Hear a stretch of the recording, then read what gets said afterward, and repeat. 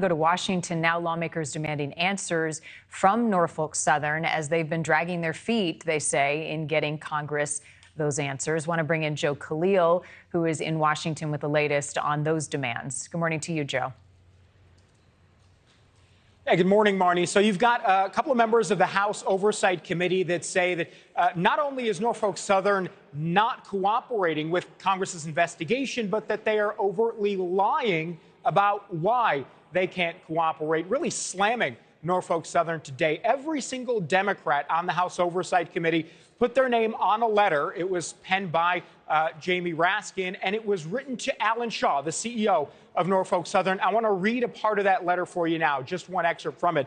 They say here, quote, "We are dismayed that instead of producing all the information we requested, Norfolk Southern has turned over just a handful of materials that appear to be publicly available, while falsely claiming the regulations of a federal agency prevent Norfolk Southern from complying with Congress." So let's break this down here.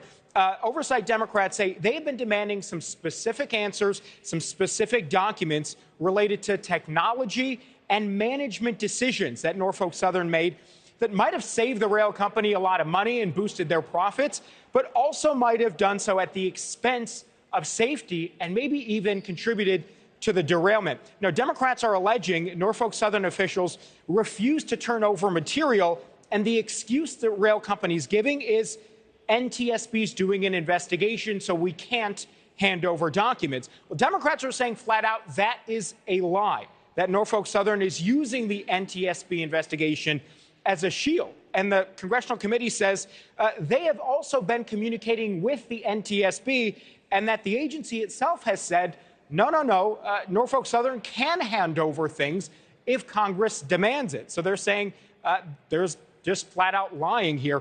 This is exactly what Democrats want to get here.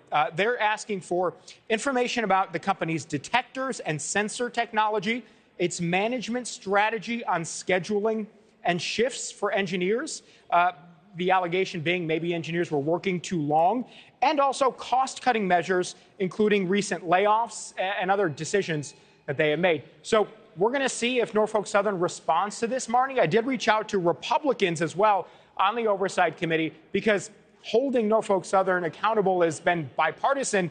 I was curious as to why Republicans have not signed that letter, that it was just Democratic names on there. I'm told they may not have just been aware Democrats were doing this.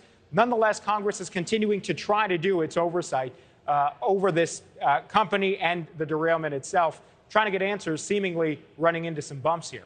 Yeah, Congress looking for answers, and so are the people of East Palestine. Okay, Joe, thank you. Thank you for watching. Go to NewsNationNow.com to find NewsNation on your television provider. And don't forget to click the red subscribe button below to get more of NewsNation's fact-driven, unbiased coverage.